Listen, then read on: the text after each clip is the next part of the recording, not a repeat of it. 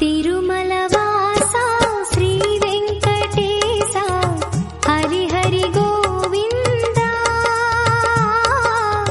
तिरुमलवासा श्री वेंकटेशा हरि हरि எய்த்த சொல்லோடு ஈழையேங்கி இருமி இழைத்து உடலம் பித்தர் போல சித்தம் வேறாய் பேசியராமுன் அத்தன் எந்தை ஆதிமூர்த்தி ஆழ்கடலை கடைந்த மைத்த சோதி எம்பெருமான் வதறி வணங்குதுமே. நடுங்கும் குரலோடு பேச மார்பிலே சளி கட்டிக்கொள்ள இருமி இருமி துப்பிக் கொண்டிருக்கும் காலம் வரும். தேகம் இளைக்கும், புத்தி சீராக இருக்காது. ஒன்றை நினைத்து இன்னொன்றை பேசி தளரும் காலம் வரும். அதற்கு முன்பே அனைவருக்கும் தலைவனாய், எனக்கு தந்தையாய், உலகம் தோன்றுவதற்கு காரணகர்த்தாவாய், தேவர்களுக்கு தேவாமிர்தம் கிடைக்க திருப்பார்கடலை கடைந்த கரிய மாணிக்கம் போல் ஒளியை உடைய எம்பெருமான் கோவில் கொண்டிருக்கும் திருவதரியை வணங்குவோமாக என்ற பொருளில் இப்பாசுரம் அமைந்துள்ளது.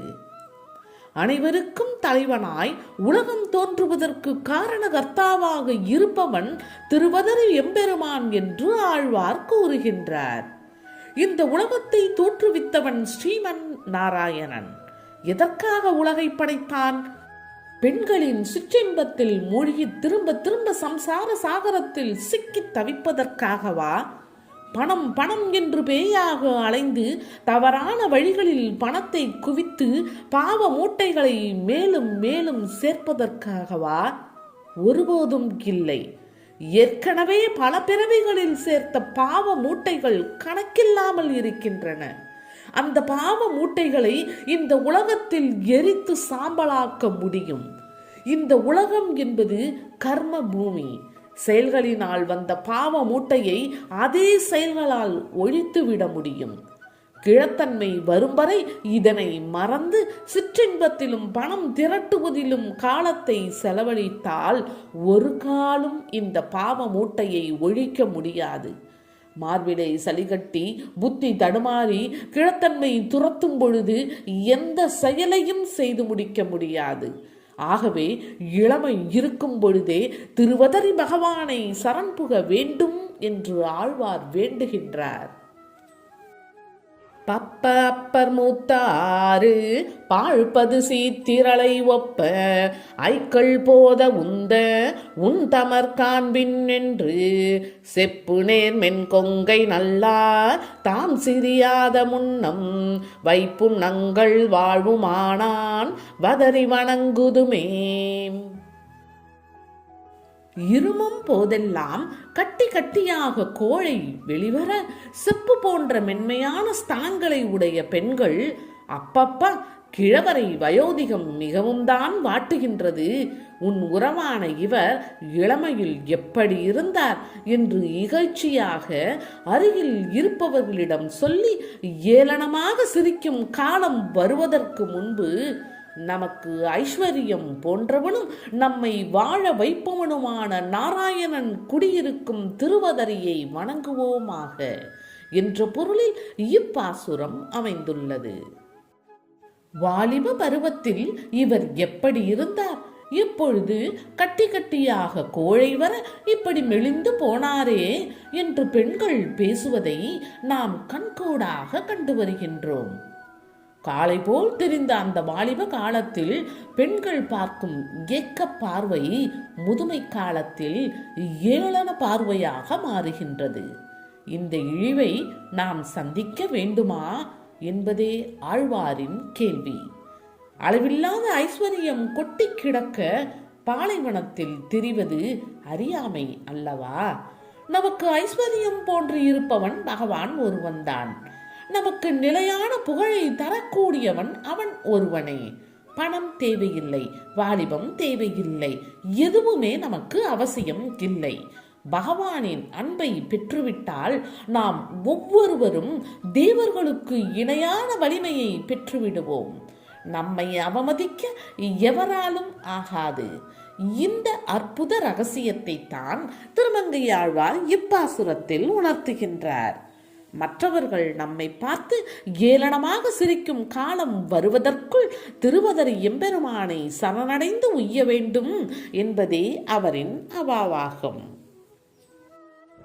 ஈசி போமின் ஈங்கு இரேன்மின் இருமீளைத்தீர் உள்ளம் கூசியிட்டீர் என்று பேசும் குவளையம் கண்ணியர் பால் நாசமான பாசம் விட்டு நல்நெறி நோக்கல்லூரில் வாசம் மல்கு தந்துழாயான் வதறி வணங்குதுமே. வெளியே போங்கள், இனி இவ்விடத்தில் இருக்கக்கூடாது.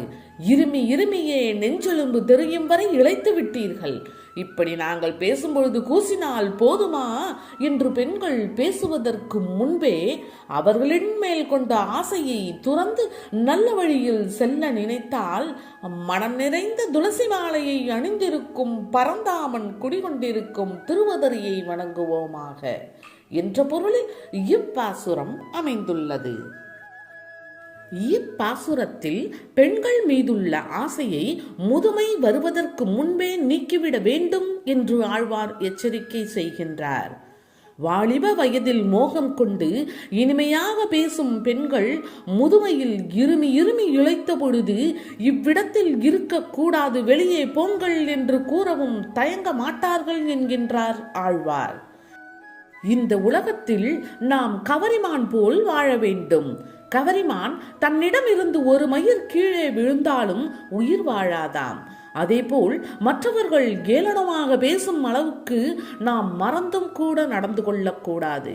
ஒரு கண சுகத்திற்காக நம்முடைய பிறவியிலேயே வீணாக்கலாமா என்று ஆழ்வார் கேட்கின்றார். தேவாமிருதம் அருகில் இருக்க நஞ்சினை எடுத்து யாராவது குடிப்பார்களா? விலைமதிப்பற்ற ரத்தினங்கள் கொட்டி கிடக்க கூழாங்கற்களை யாராவது பொறுக்கி திரிவார்களா? திருவதரியிலே பரந்தாமன் இருக்க மோகவலையில் சிக்கி நாம் மோசம் போகக்கூடாது. பெண்களின் ஏளன பேச்சு நம்மை நோக்கி வருவதற்கு முன்பே பகவானை வணங்கி நம்மை வலிமைப்படுத்திக் கொள்ள வேண்டும். நிலையானவனை பற்றி கொண்டால் இளமை முதுமை எதுவும் நம்மை துன்புறுத்த முடியாது என்பது இதன் உட்பொருள் ஆகும். புலன்கள் நையமெய்யில் மூத்து போந்திருந்து உள்ளம் எல்கி கடங்க ஐக்கள் போத உந்தி கண்டவிதற்றாமுன் அடங்கள் ஆய தன்துழாய் கொண்டு 1000 நாமம் சொல்லி வளங்கள் தொண்டர் பாடி ஆடும் பதறி வணங்குதுமே.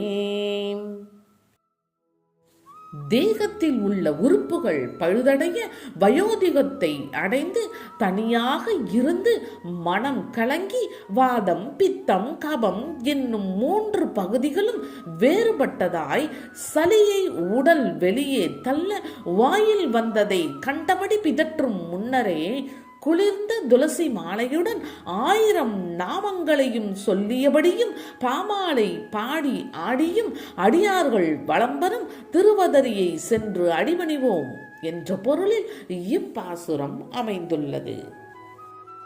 முதுமையின் இழி நிலையை இப்பாசுரத்திலும் ஆழ்வார் தெளிவாக நமக்கு படம் பிடித்து காட்டுகின்றார்.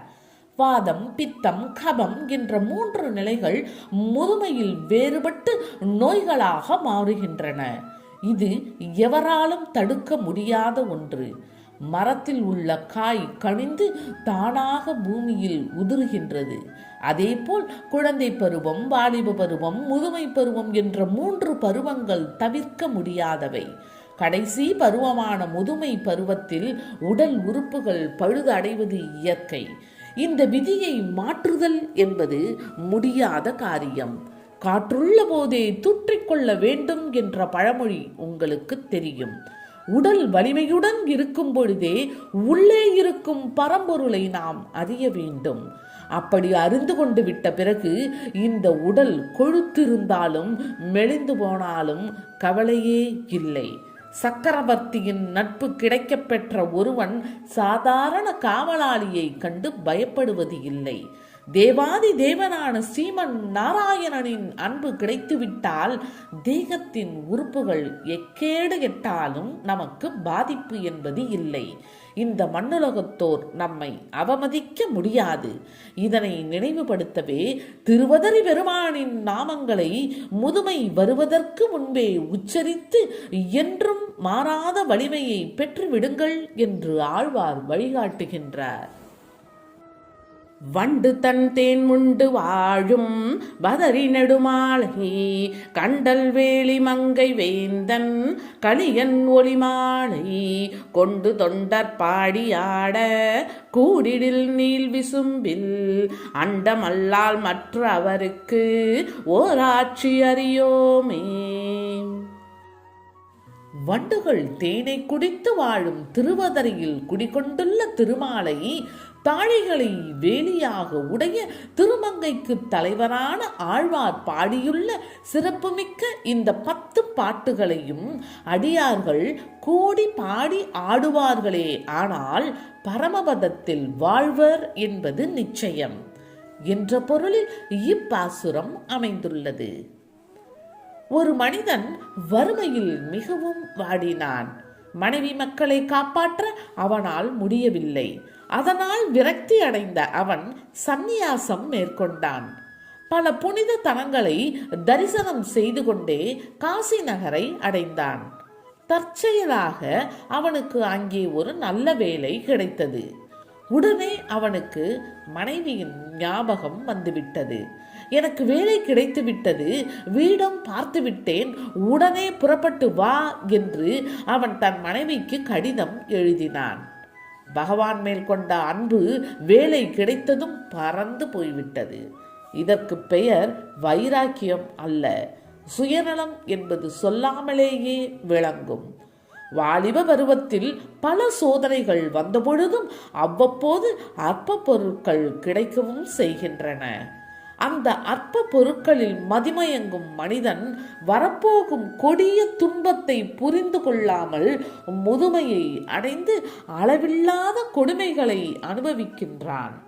இந்த முதுமையின் இழிவை புலப்படுத்தி வாலிப வயதிலேயே திருவதரி பெருமானை பற்றி கொள்ள வேண்டும் என்ற ஒப்பற்ற நீதியை ஆழ்வார் இதுவரை குறிப்பிட்ட பாசுரங்களில் உணர்த்தி இருக்கின்றார். இப்பாடல்களை உண்மையான சிந்தனை தெளிவுடன் பாடி ஆடுகின்றவர்கள் நிலையான பரமபதத்தில் வாழ்வார்கள் என்பதை இப்பாசுரம் உணர்த்துகின்றது.